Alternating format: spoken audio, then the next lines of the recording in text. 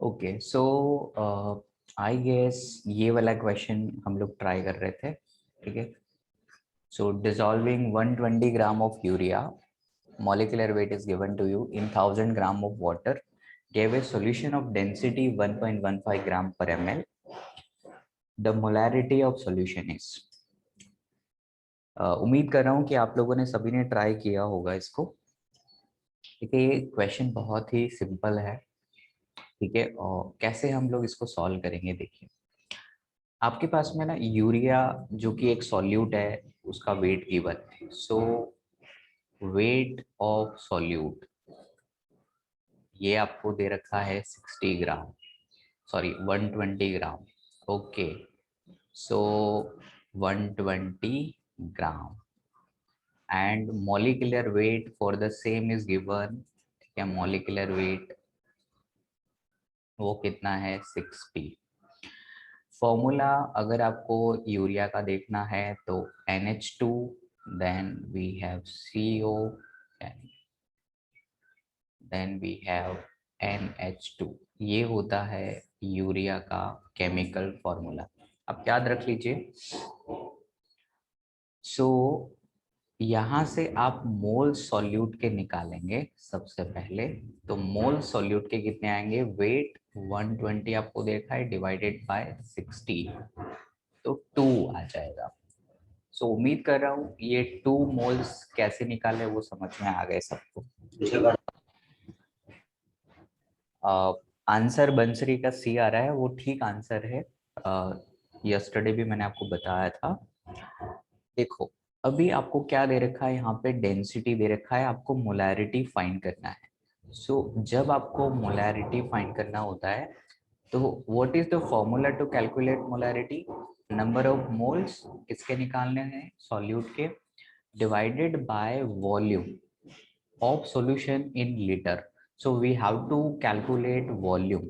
Now see, we know that density is given over here, right? So suppose the density value is 1.15 and we know that density is equal to weight over volume, right? So density का जो unit है वो ग्राम पर ml है, तो आपको volume किस में मिलेगा, ml में मिलेगा। और वेट आपको क्या लेना पड़ेगा, अभी देखो यहाँ पे वेट आपको निकालना पड़ेगा, किसका वेट निकालना पड़ेगा, सॉल्यूशन का। ठीक है, सो वेट ऑफ सॉल्यूशन कितना आएगा। ठीक है, तो कैसे निकालेंगे weight of solution, it is very simple to calculate weight of solution. Solute का वेट आपको 120 दे रखा है और सॉल्वेंट जो है वो 1000 ग्राम दे रखा है। तो टोटल वेट कितना आ जाएगा, आपको आ जाएगा 1200 ग्राम। ठीक है, divided by V that is 1.15। So V का वैल्यू कितना आ रहा है, 1200 divided by 1.15। This will be in terms of ml। तो अभी इसको लीटर में कन्वर्ट करना है तो क्या करोगे, 1000 से डिवाइड करोगे। ठीक है, तो ये आपका हो गया अब लीटर में। तो you can cancel these values. ठीक है, 2 0 से 2 0 कट जाएगा and we will be having 12 divided by 11.5। ठीक है, तो ये आ गया आपका वॉल्यूम।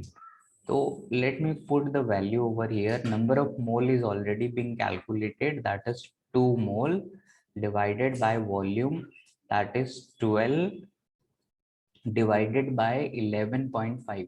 सो 11.5 वो ऊपर की ओर जाएगा।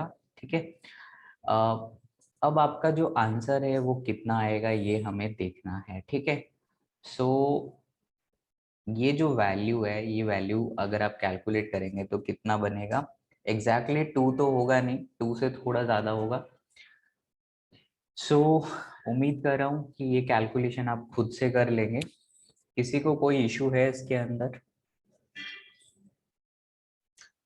नो सब सर।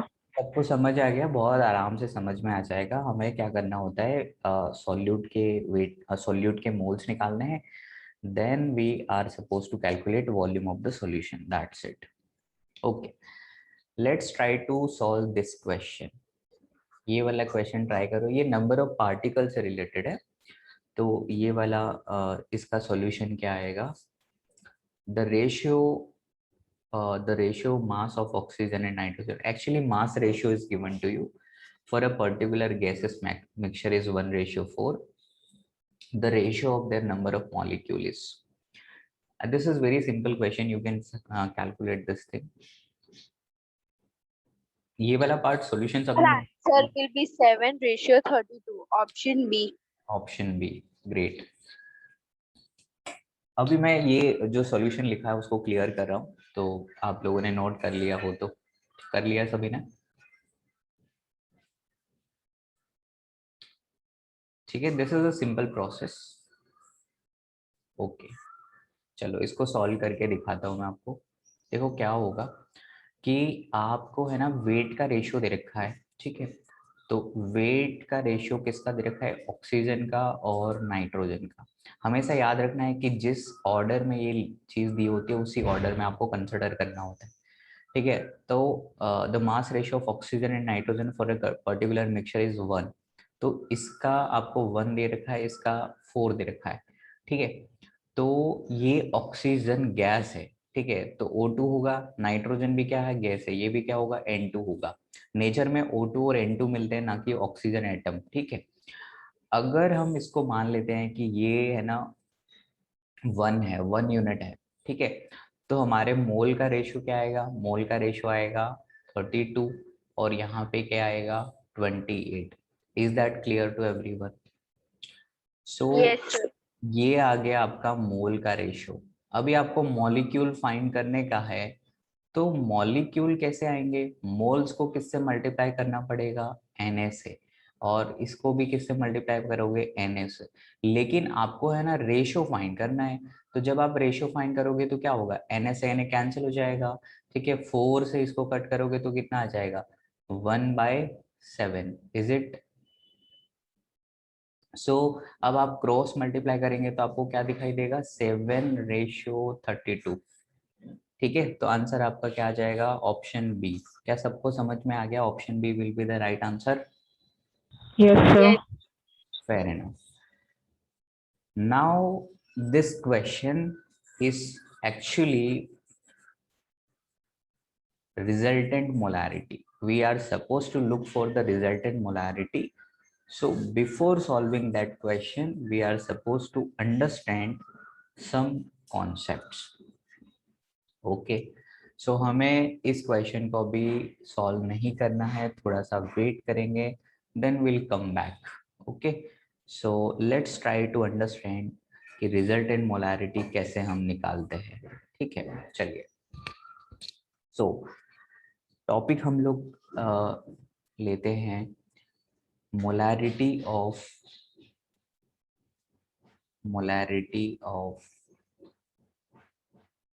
Mixture of solution. ठीक है, तो हम क्या कर रहे हैं? रिजल्टेंट मोलारिटी निकाल रहे हैं. हमारे पास में 2 से ज्यादा सॉल्यूशन हो सकते हैं. ठीक है, सो कंसिडर अ कंटेनर. ठीक है, एक कंटेनर हम ले लेते हैं. लेट्स से कोई बीकर टाइप का ले लिया हमने. ठीक है, तो ये हो गया हमारा बीकर. इसके अंदर हमने लिया है, मान लो कि M1 मोलैरिटी है और वॉल्यूम है V1. ठीक है, इस पर्टिकुलर सिस्टम के अंदर, तो मैं इसको अंदर ही लिख देता हूँ. Molarity is M1 and V1 is a volume. ठीक है, similarly we have one more solution. ठीक है, एक और सॉल्यूशन है यहाँ पे. एक और सॉल्यूशन है जिसकी मोलैरिटी तो M2 है और वॉल्यूम इस बार V2 है. ठीक है, अब हमने क्या करा? इन दोनों को आपस में ऐड करके हमने एक बड़े सिस्टम में इसको पलट दिया. ठीक है, बड़े सिस्टम में, यानी कि we have a bigger system like this. ऐसा हमारे पास एक बड़ा सिस्टम है, इसके अंदर हमने रख दिया. अब इसकी कैपेसिटी ऑब्वियसली ज्यादा होगी, तो हमने इन दोनों को यहाँ पे लाके मिक्स कर दिया. ठीक है, तो यहाँ पे मैं कह रहा हूँ कि M रिजल्टेंट है और वॉल्यूम भी रिजल्टेंट है यहाँ पे, ऐसा. तो M रिजल्टेंट और V रिजल्टेंट, यहाँ पे हमारे पास M1 का मतलब है मोलैरिटी और V1 का मतलब है वॉल्यूम, ठीक है। Similarly M2 is also indicating molarity and V2 is volume, clear है। और यहाँ पे M रिजल्टेंट का क्या मतलब है? M रिजल्टेंट का मतलब है रिजल्टेंट मोलारिटी या molarity of mixture. So I would say molarity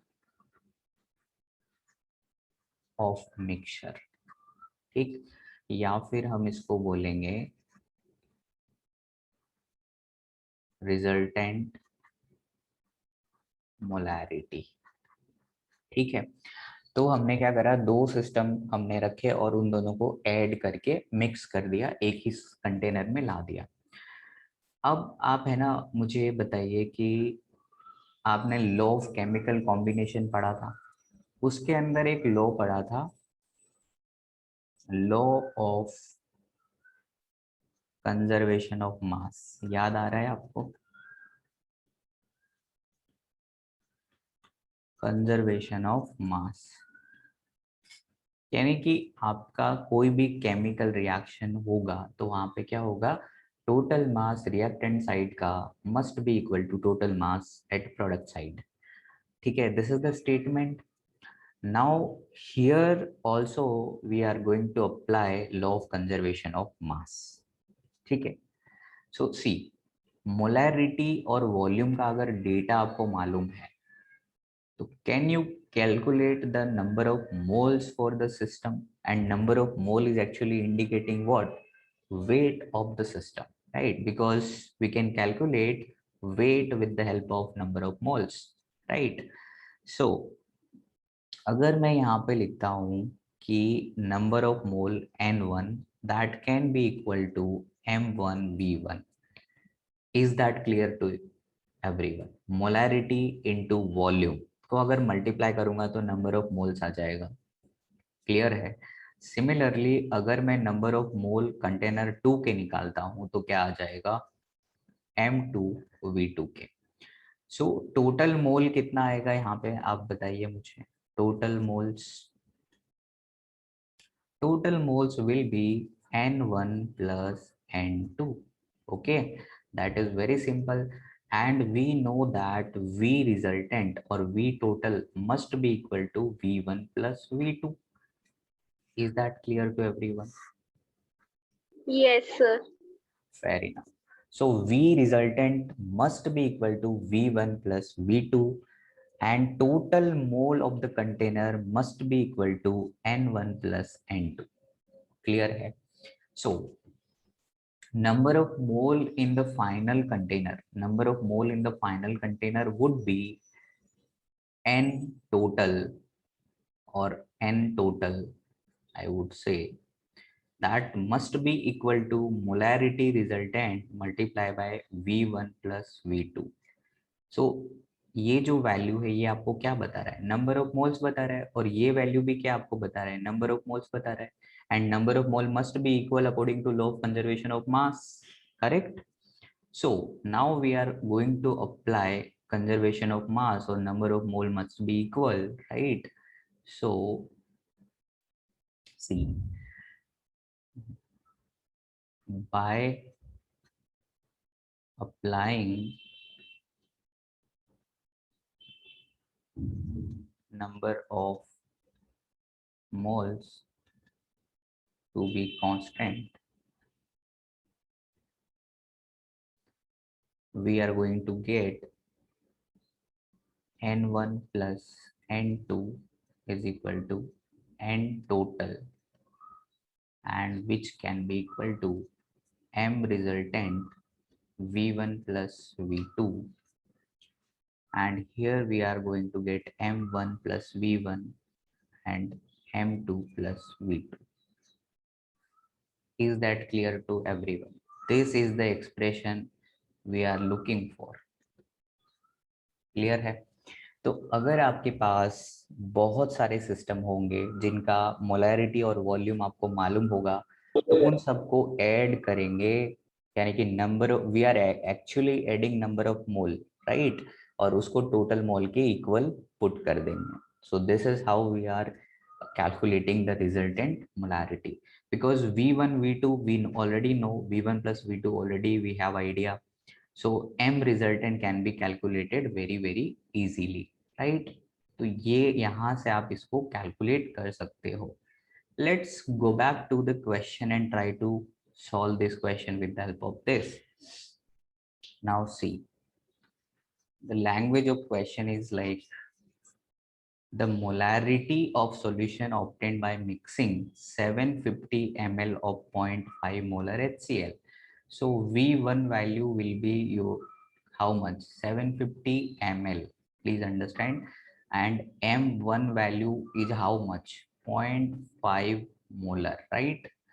So this is your M1 V1 with 250 ml of 2 molar HCl. So V2 will be how much? 250 ml, and M2 will be 2 molar. Is that clear to everyone? Right, now see how to calculate this. So we are going to multiply 750 by plus into 0.5 plus 2 multiply by 250 is equal to M resultant. That's what we are looking for, and 750 plus 250. Okay, so please calculate M resultant for me. Everyone, please do it. ये expression आपके पास है, आप इसको solve करके बताइए. That's it.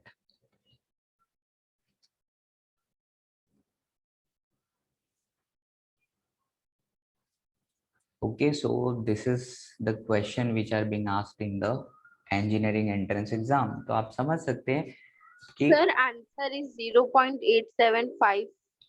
zero. Option A. Option A, very good. Option A will be the right answer. उम्मीद कर रहा हूँ सभी लोगों को आंसर मिल गया है. क्लियर है? किसी स्टूडेंट को कोई डाउट नहीं है इसके अंदर? No, sir. Okay, great. No, sir. आगे बढ़ते हैं. So this is how the question can be there. चलो आगे बढ़ते हैं.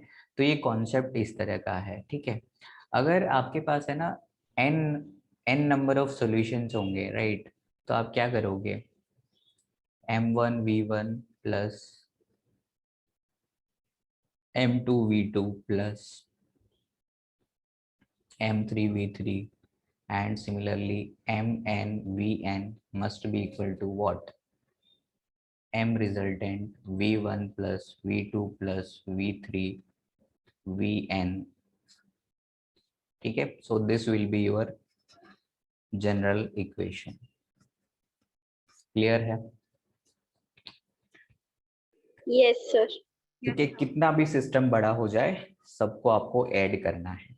बट ये इक्वेशन अप्लाई करते time you have to be very cautious. Why I am saying this? Because ये जो एक्सप्रेशन है ये तभी एप्लीकेबल होगा, only applicable when same nature of solution, same nature और same type of solution is present, or applicable for, I would rather call only applicable for same kind of solution. अब ये same kind of solution क्या है? Let me explain you. देखो, ऐसे आप आंख बंद करके ये फॉर्मूला अप्लाई करोगे तो आंसर गलत आएगा, ठीक है. अब क्यों गलत आएगा मैं इसका कारण बता रहा हूँ. सपोज अभी आपने जो प्रीवियस क्वेश्चन देखा था, वापस चलते हैं और समझते हैं. इस क्वेश्चन को अगर आप देखेंगे ठीक से तो आपको एक चीज समझ में आ रही होगी कि यहाँ पे जो मिक्सचर हो रहा है ना बच्चे, वो हो रहा है HCl का सॉल्यूशन और HCl का solution. Is that clear? So it is the same kind of solution, right? We are adding HCl solution and HCl solution together. Make sense? Okay, so तभी ये फॉर्मूला अप्लाई करके हमारा answer सही आ रहा है. Consider a case, suppose you have 100 ml 0.1 molar H2SO4. Clear है, ये एक सिस्टम है. And you have 100 ml 0.1 molar HCl. आपसे पूछा जाए कि what will be resultant molarity. ठीक है, तो क्या आप इसको सॉल्व करेंगे? तो आप इस तरह से सॉल्व करेंगे, 100 into 0.1 plus 100 into 0.1 is equal to m resultant 100 plus 100. Got it everyone? समझ आ रहा है ये चीज? तो आपको क्या मिल जाएगा, ये 10 plus 10 is equal to m resultant 200. So this is going to be 20 divided by 200 is equal to m resultant. और ये कितना आ जाएगा बच्चे बताओ?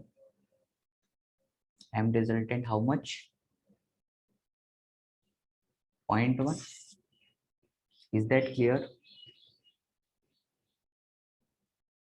Yes, sir. Okay, great. अब देखो, ये जो आंसर आया है ना बच्चे, ये आंसर है रॉन्ग. ठीक है, why wrong? Because यहाँ पे H2SO4 है, ठीक है, और यहाँ पे HCl है. ये दोनों अलग अलग नेचर के हैं. ठीक है, मतलब जो केमिकल, जो सॉल्यूट है वो डिफरेंट है. अब नेचर यहाँ पे डिफरेंट है, इस वजह से आप डायरेक्टली ऐड नहीं कर सकते. रीजन बता रहा हूँ मैं आपको, please try to understand this thing, very very important. देखो, ये जो हमने सॉल्यूशन लिखा है, दिस इज एब्सोल्युटली इनकरेक्ट. ये आंसर गलत है. अब मैं कारण बता रहा हूँ. एक्चुअली में क्या होता है, जब आप H2SO4 को अगर आपने आयनाइज किया होगा तो आपको याद होगा कि ये आपको 2H plus plus SO4 minus 2 बना के देगा, राइट. और अगर आप HCl का आयनाइजेशन देखेंगे तो आपको क्या मिलेगा, H प्लस और Cl minus. Is that clear to everyone?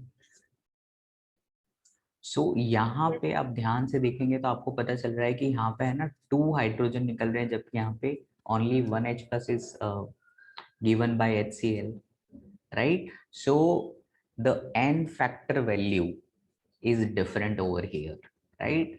तो क्या करना होता है कि जैसे ये 0.1 है ना, तो अब ये है ना, यहाँ पे H प्लस की जो इफेक्टिव वैल्यू हो जाएगी वो हो जाएगी 0.2 हो जाएगी. क्लियर है? तो हमारा आंसर कैसे आएगा, 0.2 मल्टीप्लाई बाय 100, ठीक है, plus 0.1 multiply by 100 is equal to m resultant 200. इसको सॉल्व करने के बाद जो आंसर आएगा that will be the correct answer. Clear है बात? Yes, sir. ओके, तो अब ये चीज तो बहुत मुश्किल हो गई. अब हम ऐसे इसको कैसे सॉल्व करेंगे? तो आगे आपको एक टर्म मिलेगा, नॉर्मेलिटी. आपने एनसीईआरटी में इसको देखा होगा, ठीक है, नॉर्मेलिटी. तो ऐसी सिचुएशन में what we are using normality over that, ठीक है, इंस्टेड ऑफ मोलैरिटी. तो अब आपको समझ में आ रहा होगा क्लियर पिक्चर कि why do we need normality. जब मोलैरिटी इज ऑलरेडी देयर तो हमें नॉर्मेलिटी की जरूरत क्या पड़ी. अब आपको ऐसा भी समझ में आ रहा होगा कि आपको मोलैलिटी की क्यों जरूरत पड़ती है कई बार, है ना. कल मैंने आपको समझाया था कि ये मोलैलिटी की जरूरत क्या है, जबकि आपके पास ऑलरेडी मोलैरिटी है. ठीक है, सो अंडर डिफरेंट सिचुएशन हमें जो कैलकुलेशन में एरर मिलता है, we are suppose to avoid that error. और अगर हमें वो एरर को अवॉइड करना है तो हम क्या करते हैं, एक नई फिजिकल क्वांटिटी को इंट्रोड्यूस करते हैं. समझ में आ रही बात? तो अभी आपको मोल फ्रैक्शन भी दिया होगा, कभी आपको परसेंटेज कंपोजिशन दिया है, कभी आपको डेंसिटी दिया है, कभी आपको मोलालिटी दिया, कभी मोलारिटी दिया, कभी नॉर्मेलिटी दिया. तो अभी आपको फील हो रहा है कि ऐसा हम अलग अलग क्वांटिटीज को क्यों इंट्रोड्यूस कर रहे हैं, because under different situation we are suppose to measure the quantity with greater accuracy and precision. Make sense? Yes, sir.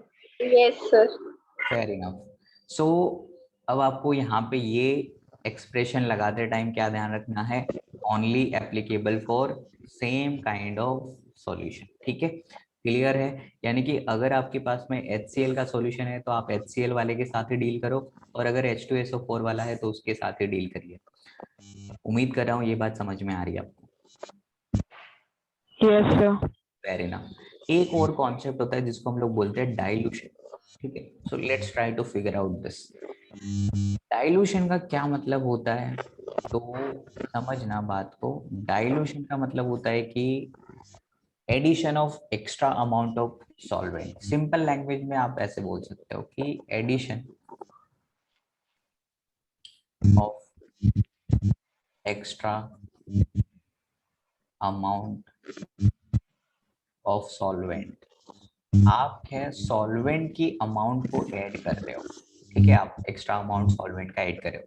Suppose आपके पास है ना 100 ml 0.2 मोलर HCl है, ठीक है, ये हमारे पास सॉल्यूशन है, 100 ml है, 0.2 मोलर है।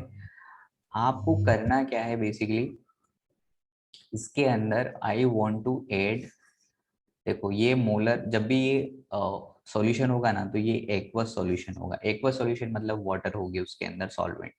अगर मैं यहाँ पे क्या करता हूँ, मैं 900 ml वाटर ऐड कर देता हूँ, तो अब मैं आपसे यहाँ पे सवाल ये पूछ रहा हूँ, क्वेश्चन ये पूछ रहा हूँ कि इसका मोलैरिटी क्या हो जाएगा, what will be the molarity.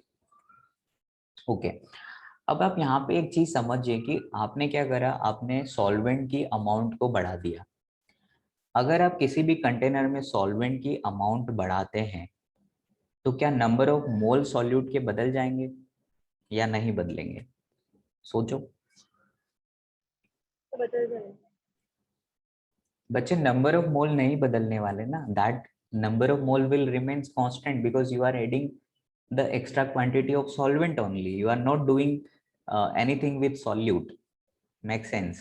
The number of moles of solute I'm talking, so number of moles of solute, please इसके बारे में कमेंट करिए, number of moles of solute।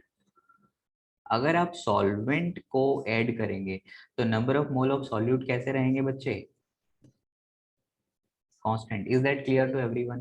देखो सॉल्वेंट ऐड कर रहे हो तो सॉल्वेंट के मोल तो बदल जाएंगे, that's the correct, you know you are thinking in a right way, but आप सॉल्वेंट के मोल के रिस्पेक्ट में मोलैरिटी नहीं निकालते। मोलैरिटी निकालने के लिए आपका डेफिनेशन क्या कहता है, number of moles of solute with respect to given volume, clear है? So number of mole of solute will be constant, is that clear to everyone? Yes, sir. Yes, sir. Fair enough. Now we are trying to solve this thing. देखो 100 ml 0.2 molar HCl है और हमने क्या करा, इसमें 900 ml water मिला दिया, तो वॉल्यूम कितना हो गया बताओ। 900 पहले से कितना प्रेजेंट था, 100, तो ये कितना हो गया 1000 ml। तो मैं इसको क्या लिखूंगा, 1 litre. Is that clear? Yes, sir. Yes, sir. Okay, great. Now, how many number of moles are there in this particular system? तो number of mole कितना होगा बच्चे, 0.2 multiply by 100, यही हो गए number of moles of solute, clear है? ये value आ जाएगी। अब देखो जरा इसको सॉल्व करेंगे तो कितना आएगा 20, और ये 20 क्या आएगा, मिली मोल, ये मोल नहीं आएगा। समझ में आ रही बात? Why millimole? Because volume is given in terms of ml. Is that clear? Yes, sir. Okay, fair enough. तो अभी क्या करना है आपको, वॉल्यूम को ml में ही लेना है क्योंकि मोल्स आपके मिलीमोल में है, so you have to consider this in terms of ml। तो रिजल्टेंट मोलैरिटी कितना आ जाएगा, रिजल्टेंट मोलैरिटी आ जाएगा आपका moles of solute, how much, it is 20, and what is the volume, total volume over here 1000। So can you solve this value, कितना आ रहा है ये, क्लियर है? 0.02। समझ में आ गई बात? अब आप देखिए पहले मोलैरिटी कितनी थी, ज्यादा थी, अब फाइनल मोलैरिटी कैसी हो गई है, कम हो गई है। तो डाइल्यूशन का मतलब आपको पता चल रहा है, डाइल्यूशन मतलब we are decreasing molarity of the solution. समझ में आ रही बात? हम क्या कर रहे हैं, मोलैरिटी सॉल्यूशन का डिक्रीज कर रहे हैं। क्या हम number of mole of solute change कर रहे हैं? नहीं, we are not changing number of mole of solute. ठीक है, तो डाइल्यूशन में आप क्या क्या याद रखोगे? देखिए, डाइल्यूशन में आपको याद करना पड़ेगा point number 1, volume of solvent क्या होगा बच्चे, इंक्रीज करेगा। दूसरी point, number of moles of solute क्या होंगे, बदल तो रहे नहीं, अपन क्या करेंगे, कांस्टेंट। तीसरी चीज, molarity of solution decreases. Is that clear? Yes, Yes, sir. Yes, sir. Okay. So this is the whole idea. Now, अभी हमें ये वैल्यू डायरेक्टली निकालना है, इस तरह का ड्रामा हमको नहीं करना है, तो हम इसको कैसे कर सकते हैं? ठीक है, सो हम इसको इस तरह से कर सकते हैं कि हमारे पास M1V1 था। ठीक है, अब हम क्या कर रहे हैं, हम डाइल्यूशन कर रहे हैं, तो हम क्या करेंगे, M रिजल्टेंट लिखेंगे और V1 हमारा ऑलरेडी और X हमने यहाँ पे ऐड किया है। तो इस तरीके से हम इस एक्सप्रेशन को लिख सकते हैं। तो x क्या है, x है extra amount of solvent, extra volume of solvent. Is that clear? Now, हमारा जो ओरिजिनल क्वेश्चन था उसमें क्या था, 100 था, इनटू कितना था, मोलारिटी 0.2 था, and we are suppose to calculate m resultant, ये 100 ही रहेगा और हमने कितना वाटर मिलाया था, 900। क्लियर है? तो यहाँ से आप इसको सॉल्व करके बताइए m रिजल्टेंट की वैल्यू कितनी आ रही है, 100 multiply by 0.2 divide by 1000। Is that clear? Yes, sir. Okay, now you can use this expression. ठीक है, जब भी आप डाइल्यूशन करेंगे आप इस तरह के एक्सप्रेशन को यूज कर सकते हैं, and where x is actually the amount by which you are going to dilute the that given solution. Okay, तो कोई भी गिवन सॉल्यूशन उसको आप कैसे डाइल्यूट करोगे, x अमाउंट ऑफ वाटर या सॉल्वेंट ऐड करके डाइल्यूट करोगे उसको। ठीक है, तो डाइल्यूट करते टाइम आपको क्या क्या चीजें ऑब्जर्वेशन में आएंगी, एक तो वॉल्यूम सॉल्वेंट का इंक्रीज होगा, दूसरी चीज नंबर ऑफ मोल्स कभी नहीं बदलेंगे, और मोलैरिटी ऑफ सॉल्यूशन क्या होगा, डिक्रीज होगा। यानी कि जो भी आपका फाइनल आंसर आएगा वो इनिशियल वैल्यू से कम ही आएगा ऑलवेज। ये बात समझ में आ गई आपको? सो this is about the dilution. We will solve the different type of questions which are related to dilutions, right? So एक टाइप इसमें और बनता है, निकल के आता है, उसमें क्या होता है कि हम मोलारिटी निकालते हैं mixture of acid and base. अगर हमने क्या करा, मिक्स किया एसिड को बेस के साथ, तो उसकी मोलारिटी पे क्या चेंज होगा, तो आपको पता है कि एसिड और बेस साथ में कभी नहीं रह सकते, क्योंकि when acid got base what happen, neutralisation will occur, right? तो रिएक्शन हो जाएगा बहुत जल्दी, तो हमारे पास जो मोलारिटी होगा that will be affected by chemical reactions. Clear है? So molarity definitely going to be affected by a chemical reaction. Clear है? Will see this thing as well. पर उस ये चीज पढ़ने से पहले हम क्या करेंगे, पहले हम नॉर्मेलिटी वाले कॉन्सेप्ट को समझेंगे। ठीक है, तो नॉर्मेलिटी वाले कॉन्सेप्ट को थोड़ा सा समझ के उसके बाद में हम ये जब mixture of acid and base होगा उसको डील करेंगे। ठीक, एक टाइप होता है, एक तो ये वाला टाइप रहेगा जिसको हम सीखेंगे, और एक टाइप का क्वेश्चन होता है जिसमें क्या होता है कि आपको है ना मोलैरिटी ऑफ आयंस पूछते हैं वो लोग, मोलैरिटी ऑफ आयंस। तो मोलैरिटी ऑफ आयन किस तरह से पूछेंगे उसके बारे में हम लोग चर्चा करेंगे।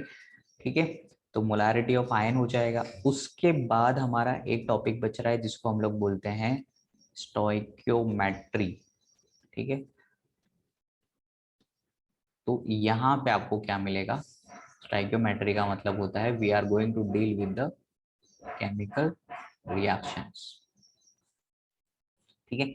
सो केमिकल रिएक्शन वाला सेगमेंट हम लोग स्टार्ट करेंगे।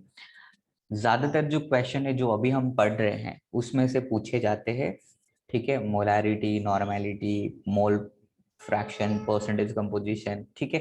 तो ये सारी चीजें आपको अच्छे से प्रैक्टिस करनी है न्यूमेरिकल्स की। स्टोइकियोमेट्री में सबसे इंपॉर्टेंट टॉपिक होता है, उसका नाम है लिमिटिंग रिएजेंट, ठीक है। तो लिमिटिंग रिएजेंट को कैसे आइडेंटिफाई करते हैं, ये लिमिटिंग रिएजेंट क्या होता है, we'll try to understand each and every aspect of limiting reagent, and you have some reactions, ठीक है।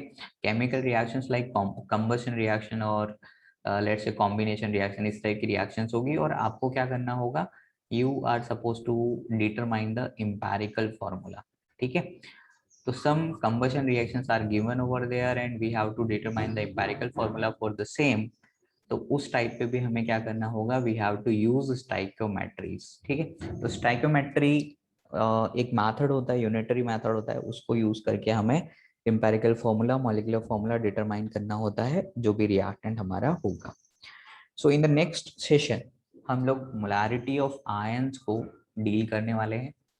तो मोलारिटी ऑफ आयन वाला सेगमेंट हम लोग देखेंगे क्विकली, और उसके बाद हम लोग mixture of acid and base करेंगे। उससे पहले हम नॉर्मेलिटी को एक ब्रीफ आइडिया ले लेंगे कि what is the definition of normality और किस तरह से उसको यूज करेंगे। बेसिकली नॉर्मेलिटी का बहुत ज्यादा स्ट्रॉन्ग एप्लीकेशन आएगा रेडॉक्स रिएक्शन को अंडरस्टैंड करने के बाद। फिलहाल we have to manage with this, ठीक है। थोड़ा सा हमें मैनेज करके चलना होगा, और सारे न्यूमेरिकल्स जो प्रीवियस ईयर में आए हैं वो सॉल्व नहीं हो पाएंगे अगर आप सिर्फ और सिर्फ मोल कॉन्सेप्ट पढ़ेंगे तो, ठीक है। क्योंकि क्वेश्चंस हमेशा मोल कॉन्सेप्ट से ही आएगा ऐसा नहीं होता। क्वेश्चन है ना पूरी केमिस्ट्री से आता है, और केमिस्ट्री में और भी टॉपिक्स होते हैं, उनको वो मिक्स करके फिर पूछेगा।